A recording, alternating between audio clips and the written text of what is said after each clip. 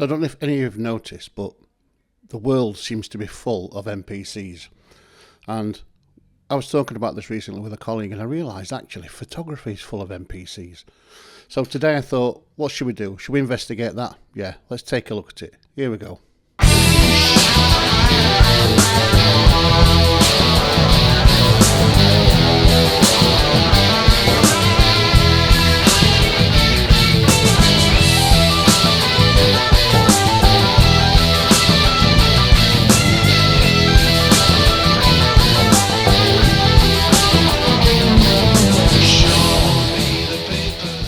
So welcome back to episode 24 of the Lance Burkitt Encounter, and today, following a conversation I had before Easter with a colleague of mine, where we were talking about how most people we come across in life are NPCs or appear to be NPCs, and for those that don't know what an NPC is, it's like a bit of gaming jargon. It means non-player character. It's those characters you see in games that are just randomly hanging around to kind of like make a scene look like it's got people happening in it. And when you observe people in life, either at work or in the street or on holiday, when you actually sit and observe people, you quickly begin to notice that there's not a lot going on with that person.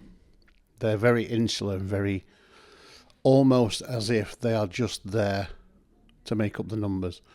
And I don't want to slag anybody off or say, there's anything wrong with keeping your head down and just making up the numbers, but it makes me think, it certainly made me and my colleague think, what's the point in them?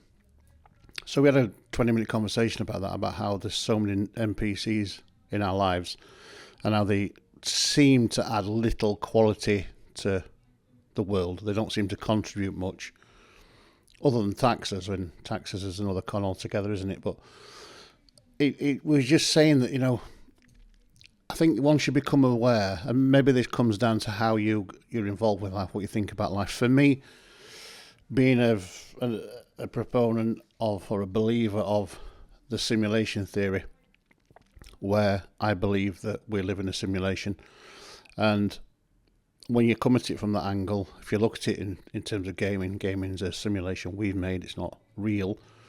But perhaps to the characters in it, it is. And these characters have been made up to fulfill a role, hanging around near a bridge, baking some bread, contributing in their little way.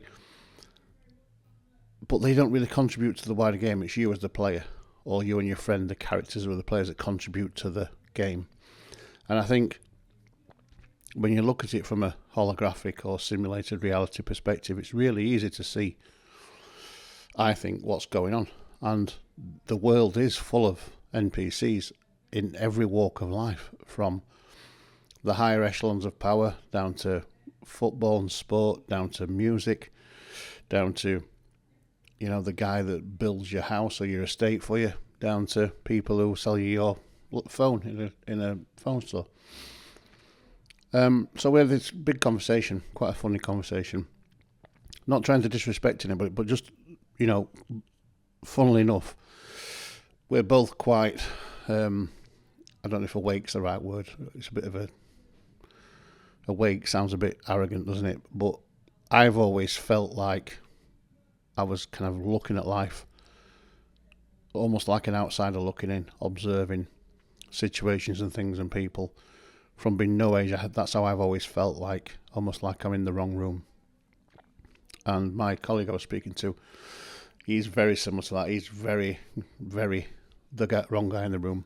And so maybe people that are wired like us, or that are characters, can spot this more easily or are more aware of it because we've always felt it, and it's the way in the simulation we live in that we've been designed to be. And I can live with that. If there's some alien or some other entity out there written the script and controlling it, I'm happy with that. I'm living my life. I'll go along with it. When I wrote my paper, The Death of the Mechanical Photograph, in 2018, I spoke about then how, when I was beginning to realise through research that we probably do live in a simulation, how did I equate that to my feelings about my wife, my kids, my mum and my sister who died? Did they never actually live? Are they just things? And then, so at the time I was a little bit, conflicted about how I felt. But since then, and since, kind of thinking about the simulated reality I believe we live in, it doesn't matter whether it's flesh and blood real or whether that's just how things manifest in this reality, because it still happened in this reality. I still experienced it in this reality. So things are quite still real, in terms of how we feel and think about them. So this conversation went on, and we were laughing and joking and talking about people we clearly thought were NPCs. And what it did is it got me thinking about photography and about how in the world of photography, NPCs are everywhere. And I don't just mean NPCs in the world that we're photographing. I mean photographers are pretty much all NPCs themselves. And this can kind of, how can I say this without sounding too arrogant and evil? We see some photographers and other creatives. You can apply this to musicians and everything. There's a distinct lack of originality. They follow trends. They try and get down with the latest thing. They're like little soldiers just scurrying along, doing what they think's the in thing to do, to be loved and to be worshipped, but never really contribute anything of substance, anything new, anything sideways, anything that smacks you in the face and makes you go, fucking hell, that's really good. And some people might say, well, you could include yourself in that, Lance, because what have you done? And, from their perspective, that might be true, but from my perspective, I feel like I can see when I'm doing that. I feel like I can see and I know when I'm just repeating my same old bullshit. And I'm not talking about shooting stuff in my style. I'm talking about just repeating the same things, just doing the same things, going the same places, shooting the same faces, never changing the settings, always being there, always, just boringly going through life, taking pictures as a non-player character is not me. And I'm acutely aware of that, and I'm forever battering myself, as you'll know if you followed the podcast for any amount of time. You'll know that I'm guilty as anybody, trying to get out of my comfort zone. But most of the photographers you see out there, the NPCs, are stuck in the comfort zone, have no desire to get out of the comfort zone. It's just comfort zone city for them.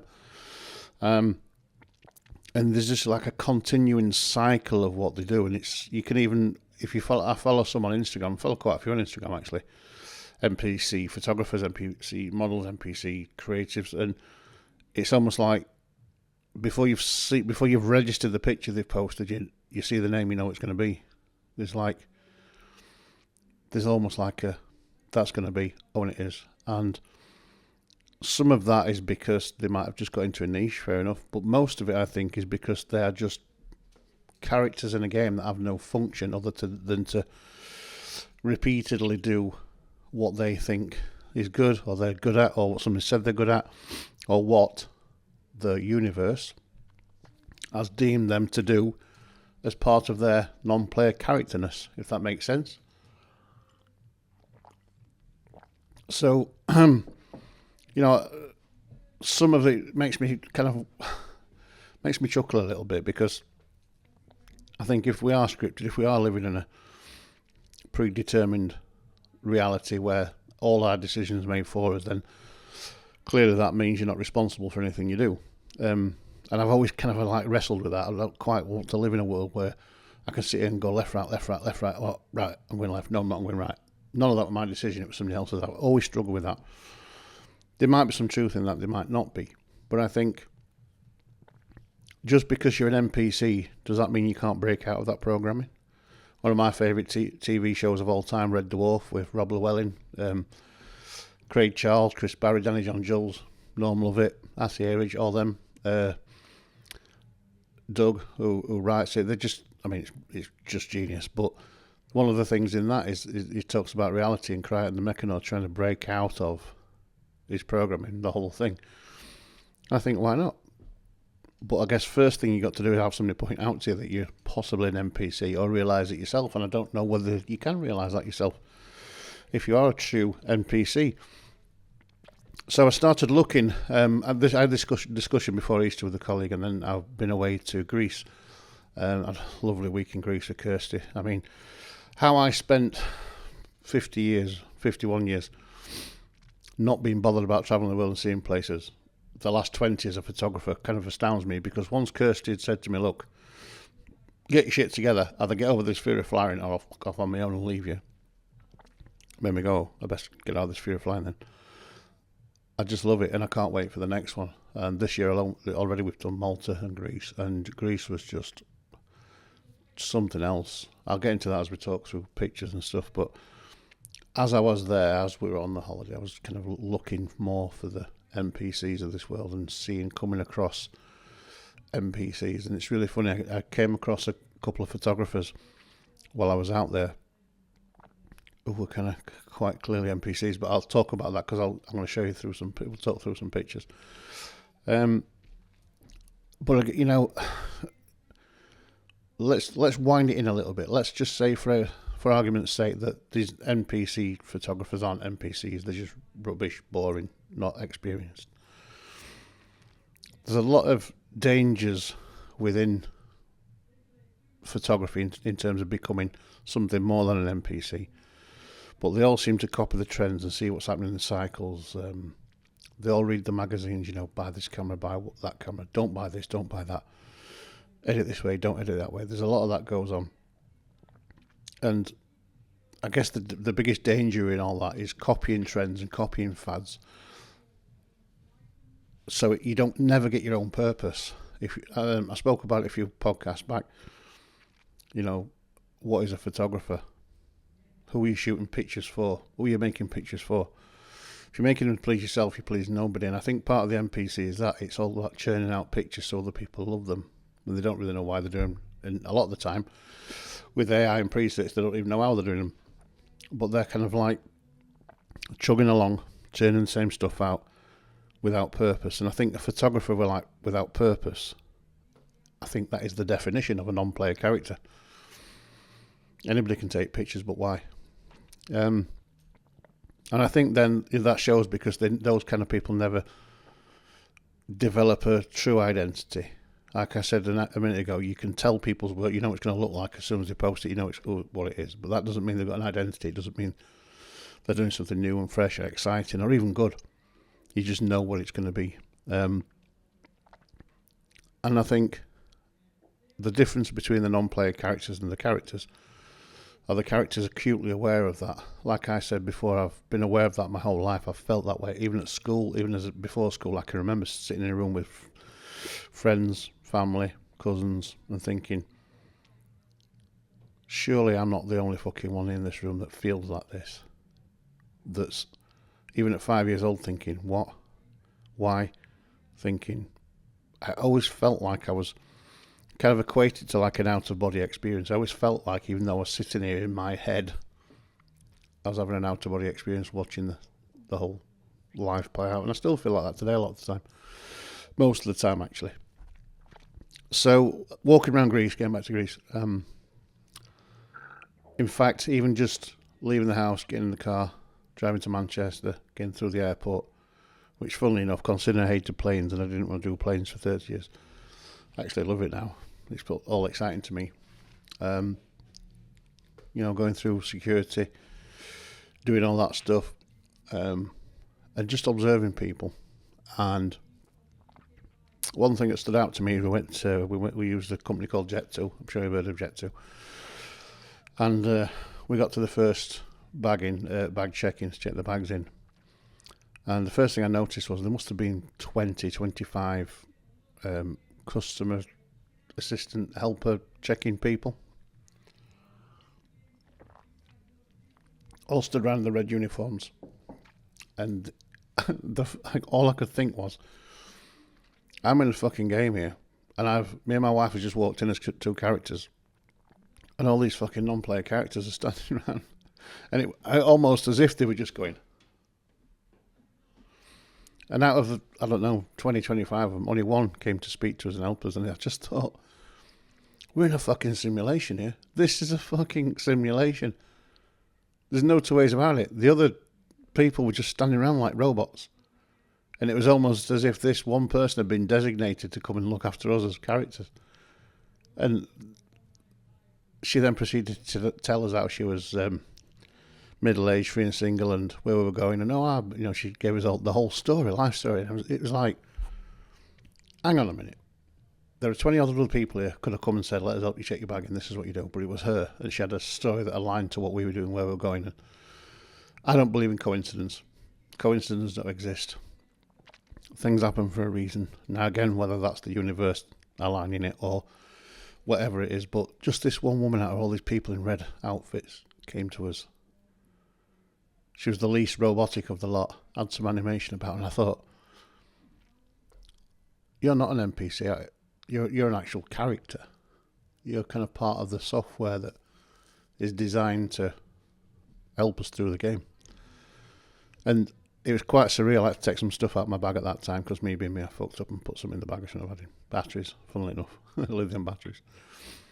And the whole time I was thinking, fucking hell, this instance has proved to me that we live in a simulation.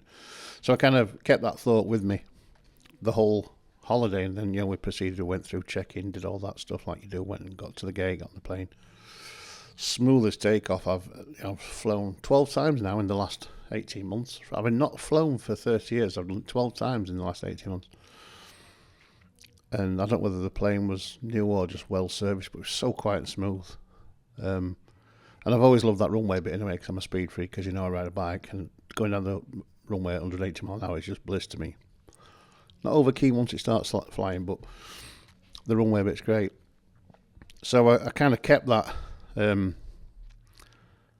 that thought with me about the NPC, the character among the NPCs in the airport. I thought, fucking hell. So what I was trying to do is, when I got to Greece, as well as enjoying my holiday, because love time with Kirsty is just the best.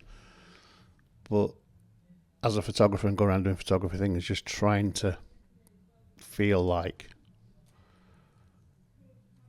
these NPCs are clearly part of life, and me and my wife and people who I know are characters interact within that, and it kind of played out for the whole week we were there. And I'm going to go through some of my pictures, not just because I can, because I feel like I've got some nice pictures. Look at these photographs I'm going to show you in the mindset of a character in a game, and you'll see what I'm saying. So we stayed in a hotel in the centre of Athens, called Skylark, and first thing I did notice was,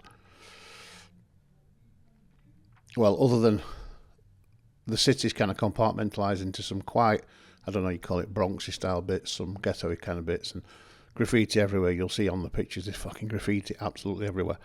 But that aside, it's quite clear it's a busy city and feels like a city, feels a bit western until you go out into the suburbs, into places like Plateau, where it's not, it's quite oldie and beautiful. So we're in this hotel, we're on the third floor, and our balcony is a view straight over the square, Ammonia Square, with a nice fountain in the middle of it, but a very busy kind of intersection. And didn't do much the first night with this, but the next morning I got up, looked out the window, and I thought, fucking hell, there's 1,000 NPCs right on my doorstep here. So I got the camera out and started looking down, and you can see from this picture on the street that there were, obviously people are commuting, it's kind of, we're on holiday, they're not, they're going to work. I'm observing them, and they often equate, when you're looking down on people from a height, they say, oh, look at them like ants, and they are literally like ants. But I couldn't stop thinking about platform games, and how when you're playing a platform game, you've got all these characters milling about doing things who are just written to be there for the sake of being there. Jesus. And clearly they're having their own interactions, and I don't know how many of those also feel like me and my colleague about being aware of NPCs. Maybe to them I'm an NPC, not that any of them could see me, because I was on a third floor balcony looking down. I didn't see anybody look up, but it just gave me an opportunity to photograph and observe these characters, shall we call them, for a few minutes. And the kind of like the sun was in a beautiful place to create those long shadows, which are nice. So most people were in shadow. And I did this a few mornings and a few evenings as well, photograph people from this vantage point, because it's not very flattering, but it's an interesting storytelling tool, looking at people from above when they don't know you're there, and they're kind of don't know what the phrase is, just going about their NPC lives, totally unaware to the fact that there's a photographer on the third floor taking the piss out of them. Or wasn't really. Observing them, shall we say. And even those cameras everywhere, there's people forget. So they're just going about their lives. And this guy was just stood randomly waiting around for something. But I thought the framing was nice. I mean, I'm a sucker for shadows, for dark shadows. As you know, I like to hide things. Some kind of Freudian thing there, they reckon, but who knows. But hiding things in shadows and having little glinty highlights has always been my thing. And I think this picture kind of illustrates that perfectly. Even in the colour version, which you can see on screen now, we can see some foliage and some trees and stuff there, but it's quite hidden. And I quite like that, because we don't really know what he is, who he is, what he's doing, but you can just see there's a human there, or an NPC human. And I think that allows us to kind of disassociate him with being alive. He's just a character in the game that I'm playing. Then again, a bit later on, a whole host of people, NPCs, going about their day, delivery people going to work, some holiday makers milling about. But again, you can see it's the same patch of land, slightly different angle. And again, the low sun, giving us those elongated shadows. And I just think if I needed to show you a scene from a game, to say that all these characters involved in the game, but you don't interact with them, I think it's the same thing, isn't it? If you're playing Minecraft, or if you're playing any other platform game where there's loads of things happening, loads of characters in there, buses, cars, helicopters, what's that one our kids used to play when they're growing up? That Grand Theft Auto. There's loads of NPCs there. Well, NPCs, even buildings, planes, stuff around, and this just feels like that. Ever since that conversation, ever since my observation was peaked, I can't stop looking at life without thinking, these are all NPCs in my game. And I listened to Joe Rogan's podcast with Tom Campbell a month or so ago. Tom Campbell is a proponent of the theory of everything, and Tom is a very big proponent of the simulation theory. And if you watch that episode, in fact, I'll link it below, where Joe's talking to him about, explain to me why you think we live in a simulation. And if you listen to Tom Campbell's explanation, it just makes fucking sense. And that's what kind of made me get into it initially, trying to find rationale for this fucking horrendous world we live in, and the things that you can't explain, you know, at the kind of quantum level, or at the level we experience things at. Feelings, solidity, ether, sense. It all makes sense when you come at it from a simulation viewpoint. And I was thinking about that episode when I was observing this kind of scene, and it's once you start observing life, for me, in that kind of, with that angle, that feeling of, right, this is not real. I'm existing in a not. By what I mean by not real is, I don't mean a dream. I mean, to us it feels real and solid. Simple explanation from that is that's just energy hitting energy conflicting. When you approach life from a standpoint of, okay, I'm in a game, me and my wife are in a game together, me and my wife, kids, me and my extended family in a game together,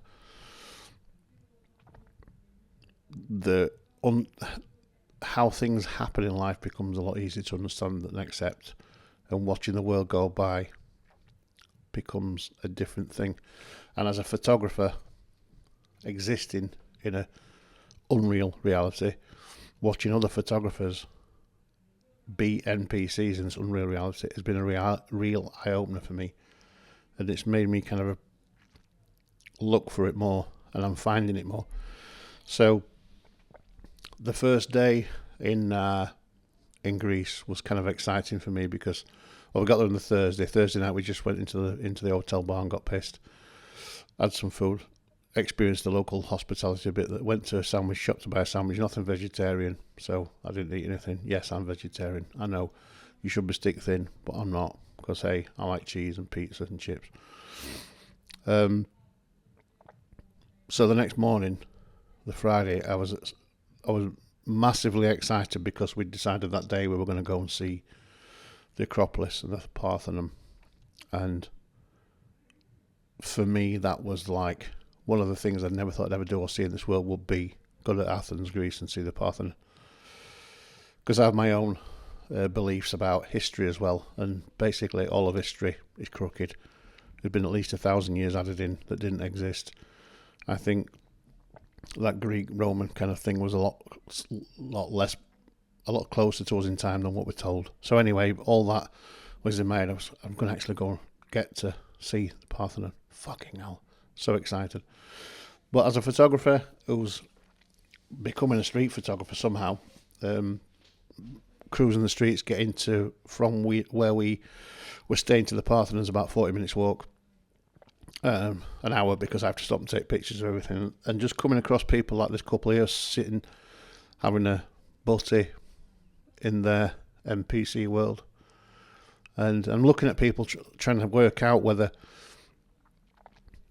they're aware of me or whether I'm aware of their awareness. Do they know that I think that they're NPCs? Are they other characters or other players, that have just decided not to interact with me? Maybe there's some of that going on as well. But I just find it interesting for two reasons. One, they're eating the dinner and they're clearly ignoring each other because they just need 5 minutes peace. And two, as you'll see as we progress through the pictures, it's so fucking satisfying to see two human beings sitting there without a phone glued to the face. That was the thing that I noticed on this trip. That adds to me the fact that the NPCs are fucking everywhere, and they do exist. You'll see as I go through the pictures, the amount of people on fucking mobile phones was pretty horrendous, and played that was a bit Yorkshire, and it played right into my hands in terms of proving that the NPCs are just bloody everywhere. It's interesting. Liverpool, see guys like this. All major cities really. You see when in Leeds when I work there. There's always a fucking bird man or a bird woman in a city centre feeding the pigeons. And I was actually taking this picture and Kirsty went, "Babe, look." And I'd already seen it and was taking it. But if ever there was proof that there's non-player characters in the simulation we live in, this guy's it, isn't he? You can go to any town square, a big town, small town, big city, little city. Go to the square, you'll always find a guy, quite often dishevelled, quite often looks homeless or looks different, feeding the fucking pigeons. Every city has it, and I think it's almost as if the thing, whether it's Sophia from the Gnostic histories, or whether it's God, or whether it's, I don't know, Elon's big brother, that's written the script for our reality, that must always get to a point and they go, "Oh, don't forget about the pigeon guy. Make sure there's a pigeon guy or pigeon lady. Town square, pigeons." Because there's fucking one everywhere. And it just makes me realise that in the simulation we reside, if you wanted proof that there are NPCs in it, Pigeon Man is one of them. And it's an interesting picture, actually. I prefer, I think, the black and white version because it just adds a bit more mystery to it. You can't quite see his colour of his clothes and stuff, and it's got rid of that horrible blue bag he's carrying, and the pigeons look a bit more, I don't know, stealthy. I always love that you never see any baby pigeons, do you? Because really they're all robots. Even that one's a step too far for me. So this was on the way, excuse me, this was on the way walking towards the Parthenon and the Acropolis, and just came across this horrible meat factory. And I guess it depends what you like, doesn't it? But I just found it interesting to photograph. But it made me squirm a little bit being a veggie. The reason I kind of like this was the reflection of the guy's face in that was the shot, the thing that made me stop and take the picture. And again, a lady selling bulbs, and I did say about some of the city looks a bit ghetto-ish and graffiti everywhere, and not so much in the part of the city called Plateau, which is a bit more old world, but certainly in the main bit of the city where we stayed, it was very graffitied. All manner of good and bad graffiti, by the way. These guys, again, were just walking up towards the Parthenon and Acropolis, and I just thought, it's the mafia. Fucking mafia is out there. It's the Greek mafia. So stop and take a picture, and that guy at the back, him on the left there, and him there, you can see the spot of me. What you doing, you fucking English prick? Character. There's a player character there. So the 3-4 NPCs were ready to out me. Maybe part of their programming was they just had to sit and look at me. But again, I found it as an interesting shot. There were some interesting people all the way up the street. There really was. We got to a square whose name escapes me. Cali, some of the square. And we had your regular, couples and all that kind of stuff. And there's nearly always a food seller, isn't there, at the side of the road. He wasn't talking to me, he was pointing somebody past me. So this is like, as you get through that market square that I can't remember the name of, and you start to go up the hill. Obviously, the Acropolis is on top of the hill, hence the name, a rocky outcrop. And I knew it was uphill, but I thought to myself, well, there'll be a train, won't there? There'll be some way of getting up the hill other than having to walk. No, you're walking up there. Get your lazy fat arse up this hill, get some weight off, and get to the top. So we started walking up the hill, and this guy was kind of up the easier bit of the hill as you start to approach the more of an incline. And he was just selling his shit, and I made a nice picture, the funky brolly. And then, as we're making our way up the hill, obviously me being 53 years old and slightly overweight, I'm having to stop every few hundred yards to get some oxygen back in my body before Kirsty has to ring the paramedics. So we're stopping at this one point, and I just happened to stop and turn around and look back to where we come from. And I thought, fucking hell, running like a third of the way up this hill, and look at that view.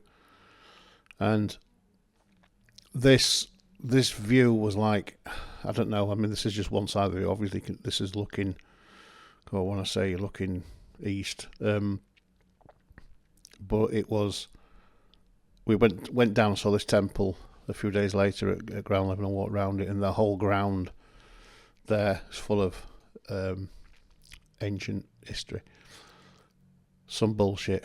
And we did the museum as well. I'll talk about that on another podcast. Probably not got time for this one today, but fucking hell, some bullshit in museums. Anyway, just what a view. Looking down kind of halfway up the hill to the Acropolis, looking down at that temple, which is the temple of, I'm going to say Zeus, but I don't think it is, but I'll put on screen what it is. It's the temple of somebody. And that's quite impressive, but when you get down to it, it's nothing like the size of the Acropolis, which we get to in a second. So we carry on walking up the hill to the Acropolis, and you get to the entrance, a bit theme park, you got an entrance, buy a ticket, go through a little turnstile, then you've got to walk up some kind of like nice paths, but it's still a good 300 or 400 metres away up a hill. So I decided, instead of walking straight up like a lunatic, we'll meander our way up and get some pictures as we go around. So we did. So me being me, forever spotting people, there was a young lady taking pictures of a, what do they call them, amphitheatre, which was down in the bottom. But she was fidgeting about here with it. I don't know what she was doing, but she wasn't taking a picture of that slot. But I think that girl, I ended up photographing her and her sister 3 or 4 times on the trip, and then I'm swear blind they were on the same flight as us back. I mean, I've not been through the pictures to triple check, but I just have a feeling that it's the same girl all the time. And then again, Kirsty shouts to me, "Have you seen them, babe?" And there were a couple totally ignoring each other on the phone. When I first looked at them, I thought, "Oh, look at those! It's nice." Couple of lovers having a little moment, but when you actually look at them, they're actually as far apart as you can be. And what they've done unknowingly is they've proven again to me that our universe is full of NPCs, and they are two what I would call thoroughbred non-player characters. So I've seen parts of the Parthenon, the corner of it a bit, and some of the other buildings that you have to go through to get to the Parthenon as we're coming up the hill. And I'm already starting to get a bit like a kid when it knows it's going to get a toy, and it's a bit. But I felt a bit like this when I went to Gigantea in Malta. Now, I don't know whether it's because I've prepped myself in my own head to be excited and to feel a bit spooky and feel a bit ethereal, but it felt to me like I kind of felt I was going to get some kind of shiver when I got there, and I'd started to feel it coming up. So I was taking pictures of buildings as we were climbing up the rise, and again, my memory's shit, so I'll put on captions on screen as to what this building is, but it's magnificent and beautiful.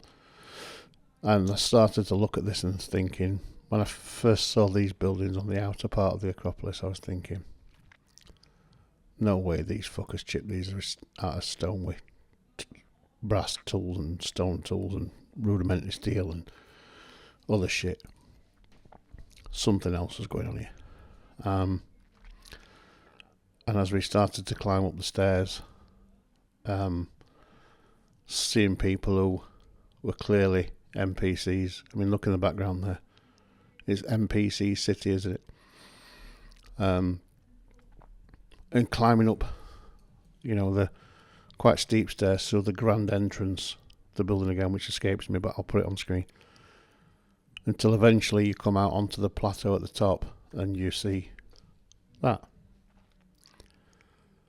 And for me, as a working class lad from a coal mining town or village even in England, who thought that our local, it's an hour's drive to Cleethorpes from where I live, our local seaside resort Cleethorpes was like exotic. To feel that from being 5 years old and feeling like a character in a game on the beach at Cleethorpes, to arriving here 50 years later almost and feeling like I was a character in a game on the Acropolis looking at the Parthenon. It's quite a feeling, quite a overwhelming at times feeling. And Kirsty understood that, and she kind of allowed me to take a minute and do what I need to do and feel how I need to feel. And to be fair to Kirsty, she really embraced the whole trip in that respect with me, because she knew what it meant to me to have arrived at a place like this. And Kirsty came from the exact same background as me as well, so she has a real appreciation as to what hard work and using your brain can get you to achieve. So I'm here. I've made it. I'm stood looking at the Parthenon. And once I looked at it and just soaked up a bit of how it looks and feels, my next feeling was something along the lines of, they whacked this thing up in 9 years, supposedly, 2,000 years ago. Yet they've been trying to fix it for nearly 100 years. And that's the best they can do. That god-awful fucking scaffolding everywhere. And bits just look shit because of that. Using tools that are supposed to be advanced. Mega advanced. Compared to what they had originally. And they built the whole plateau in 9 years, and we've done that in 100 years. I just think there's something wrong. Something wrong in history. Well, there's lots wrong with history. But what they teach you in mainstream Western history is as far away from the truth as it can be. And I felt like once we'd arrived here, it was pretty obvious to me that I was right in that thought.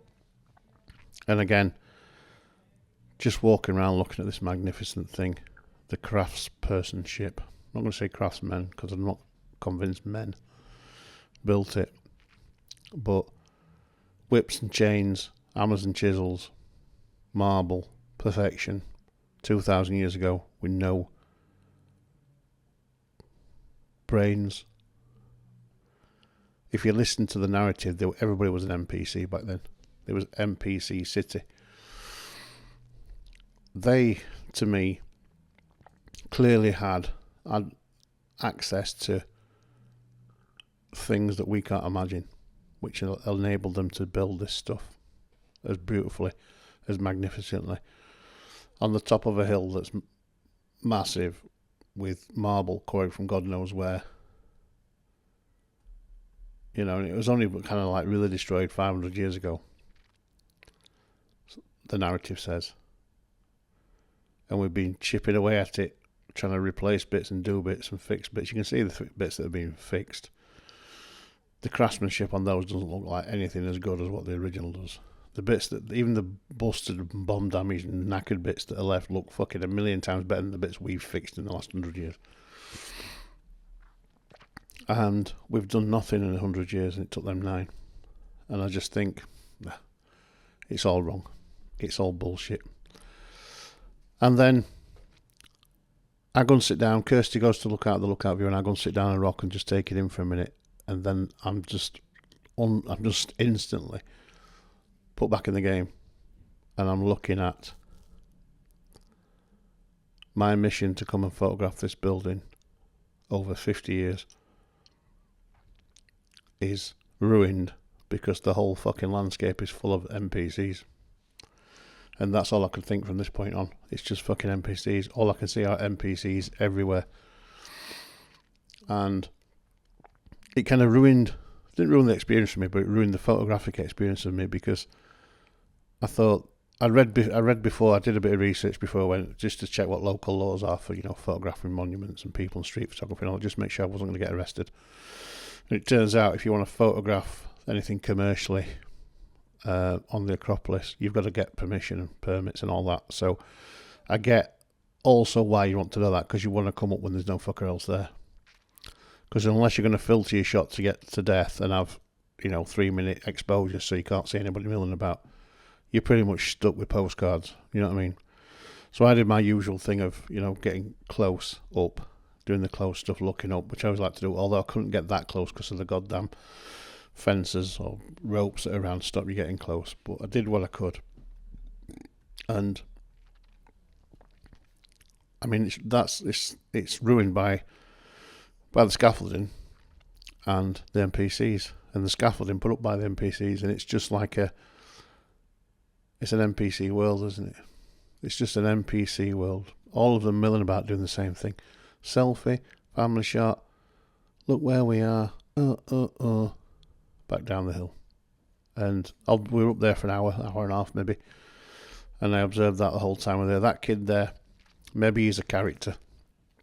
Maybe this young lad is a character that just thought, fucking get me off this hill. There's NPCs everywhere and I can't cope. Pretty sure that guy will be a character in a few years' time when he's figured it all out. Not an NPC. He'll be the player. And again, we've got, the Athena, the Temple of Athena.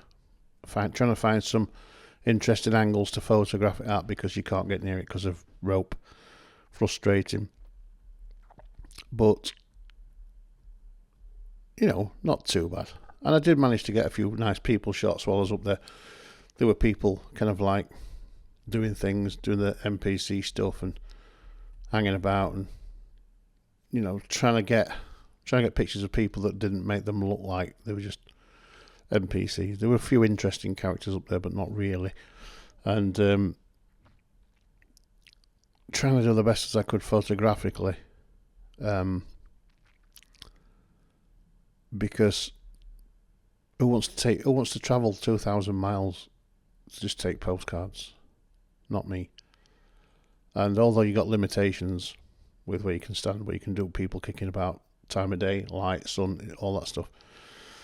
Trying to get something I could take back with that was interesting that I'd be happy to look at and show, like these. I'm quite happy with these, all things considered. And again, you can see on this one, god awful repair, that I got something usable.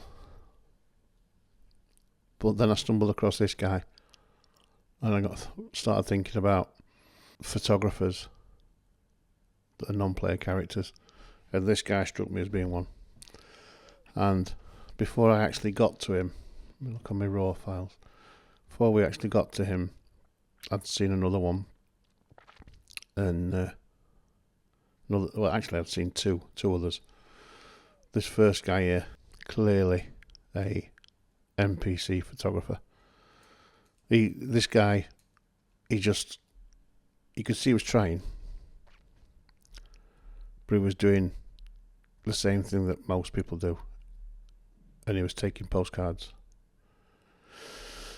And between him and that, I guarantee you there were 50 people, so all he's going to have is nice postcards at best. And then as I walked down the hill a little bit, I came across another guy, and when I first saw him I thought, oh, it's a GWC. And a GWC is guy with camera. And the reason I thought that is because we're on probably the most ancient fucking monument you're ever going to see if you're lucky. And he's got telescopic lens on, and he's looking up towards the temple of Athena there. Maybe he saw something I couldn't imagine, I don't know.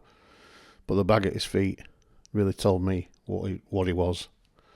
And so I observed him for a few minutes, took a few pictures, then as I walked past I took a shot from the hip, and he was doing the old change the lens out for the other lens in the bag, and I just thought, fucking hell. He's just another one of those NPCs, isn't he? He's following the predictable, predetermined patterns that most photographers get sucked into when they get into photography. Must buy this, must buy that, must do this, must do that, must go here, must do there, must. Cycling through those same motions, never like wavering from it. And you can see him, the guy before it was just as bad. Taking postcards in a postcardy way and not thinking outside of that box because their non-player characterness doesn't allow them. They're not programmed. They're not designed to think like a player would think. And you know, that guy who I just showed you, the guy we finished on, shooting medium format, just struck me as kind of the same. Bag full of kit. Maybe I'm being a bit harsh. Maybe I'm just being a bit harsh, but I feel like I took the kit I always take. A couple of batteries, Canon R6, the 24-105 lens, and I'm done, because I know I'm going as a tourist. I'm in a tourist attraction with tourists everywhere. Why am I going to take loads of kit and try and create something that I know I can't create because there's too many people there, it's wrong time of day, sunlight won't be right, all that stuff. So there were these three other photographers up there, all the gear and no idea, all trying to make something they were never going to make because it was the wrong time, place, date, situation. And there were probably more there.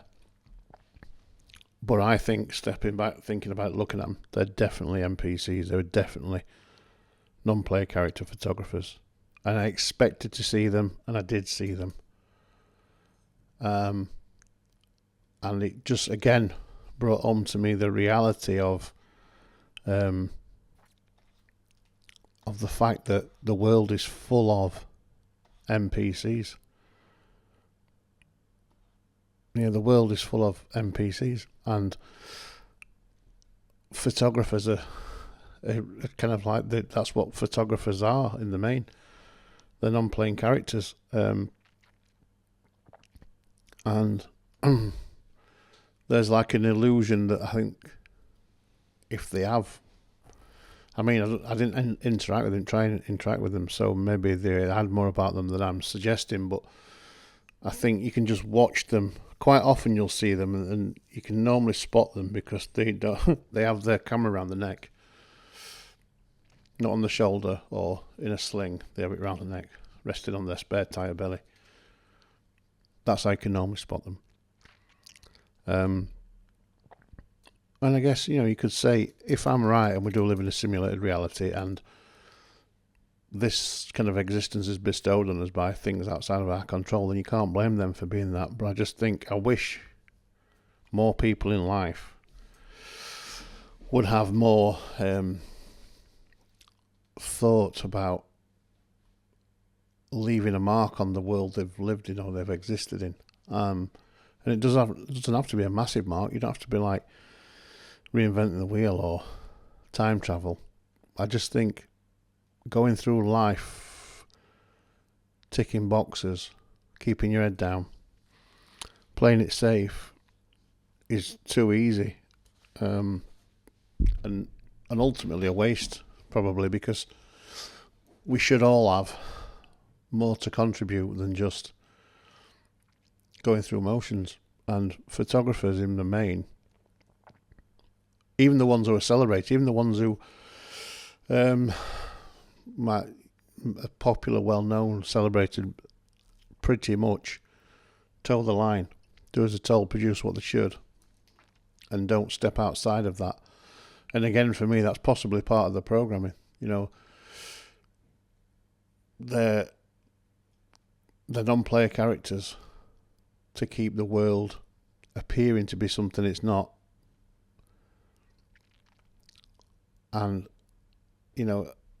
when you do see a character, somebody who is actually trying to play the game, they're often ridiculed or ignored or slagged off because they appear a bit daft, a bit different, a bit psychotic, a bit whatever. Trust me, those are the people that you want to follow.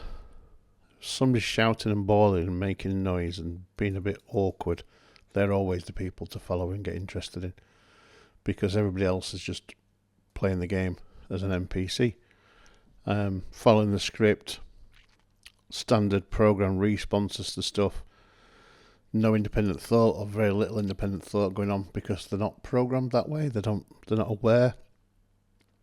They're just following what the latest thing says they should follow. And photographers in the main fall into that character. They fall into that category.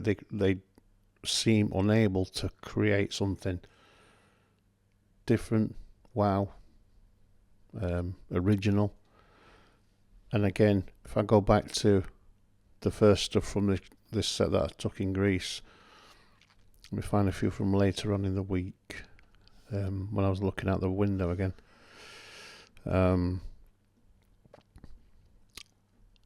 There's opportunity everywhere you look, and most NPC photographers don't look. I've said this before, and it's part of the reason, other than my yellow belly chicken shitness, why I shoot from the hip when I'm doing street photography. If all you ever do as a photographer is shoot here, shoot everything from here, then you're missing everything that's up there, that's down there, that's across there, that's over there, that's over there. You're just playing the game. And I think just a simple thing like hanging my head out of the hotel window a couple of times a day to get pictures I wouldn't have never got on the street ends up producing things that are slightly more interesting than non-player characters at street level, which can be exciting. This one here I kind of found quite interesting. They were coming out of the hotel, they were leaving, they were on the way home. I'm thinking she's forgot a passport, that's what's happened here. But again, NPCs going about their day, doing what they're programmed to do. And I think it's pretty obvious when you take a step back and look at that and admit what you're looking at in every walk of life, wherever you're doing it, whatever you're doing, that we live in a simulation, and most, if not all, people you interact with are pre-programmed to be a certain way and can't break out of that, then it becomes pretty obvious that you're a player amongst a world of NPCs. So I just thought I'd talk you through my kind of like feeling, understanding of non-player characters as photographers, and I think it's safe to say that I might have proven that they do exist, as do other non-player characters, and we can argue till the cows come home as to whose fault that is and whether there's anything people can do about it, but I think it's down to you as an individual to form your own awareness of the universe we live in and come to your own opinions. But I think whatever that existence is, however it's formulated and however you're manifested, whether it's a simulation or whether it's real as we're taught it's real, I think we've got a kind of duty to at least leave a little scar on it, a little trace that you were here. And I'm not sure most people do.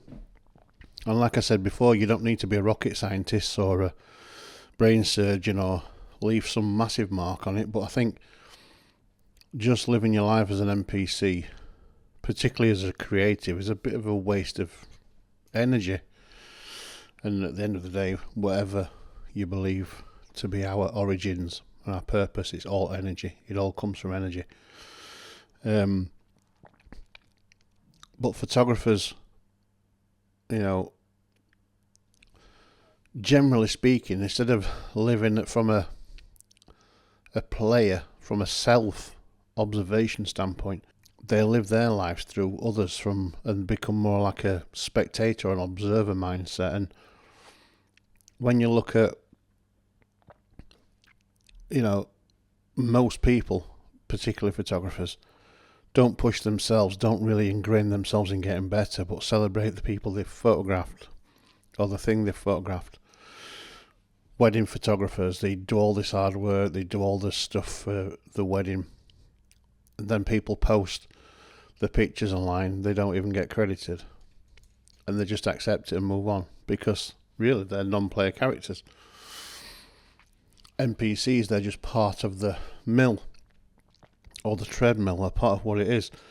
And I think, when you break out of that, when you break free of that NPC constraint, firstly, it should become obvious to me. Firstly, it should come obvious to you, because I think, like I said, it's been pretty obvious to me my whole life. I'm lucky, I think. Whatever designed me as a player, not as a NPC. That in itself has brought its trials and tribulations over the years, trust me. I didn't get used to be the black sheep until I was probably in my 30s, and then I didn't care anymore. But it's allowed me to observe the world and make better observations and become a better parent, better teacher, better photographer than I was prior, when I used to care what people thought.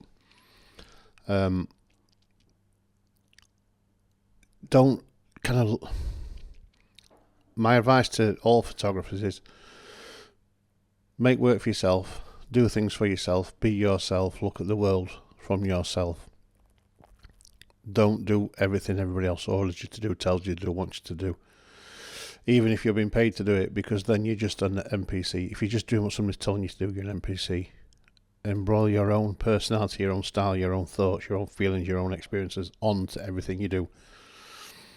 Become a player, and that will push you creatively, it'll push you stylistically, it'll push you from a quality of output standpoint to make you no longer one of the other hundreds of millions of NPCs that are in the creative sphere that you're competing against every day.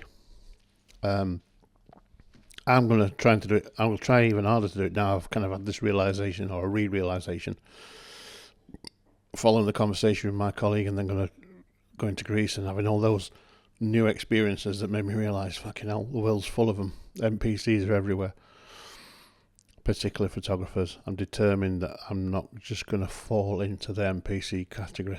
I want to make sure I stay out of it. But other than that, that's all I got for today. Thanks for listening. I would really appreciate it if you would give the podcast a like, a follow, a subscribe, whether you're watching it on YouTube, Spotify, Patreon, or any of those other outlets where you might get it from, please make sure you subscribe and give us a like. It's good for the channel. It's good for me. I started this as a bit of fun about a year ago. I've enjoyed it that much, I'd like to do it more seriously and keep bringing my opinions and experiences to you. You might want to listen, you might not, but hey, if you've listened to this and got this far, I really would appreciate your subscription, and for you to like and share the videos with people. Other than that, thanks for watching, thanks for listening, and I'll see you all on the flip side. Cheers.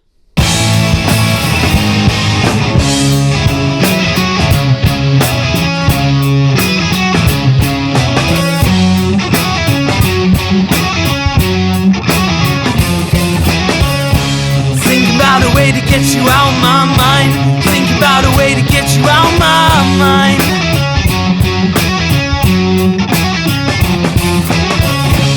Think about a way to get you out of my mind. Think about a way to get you out of my mind.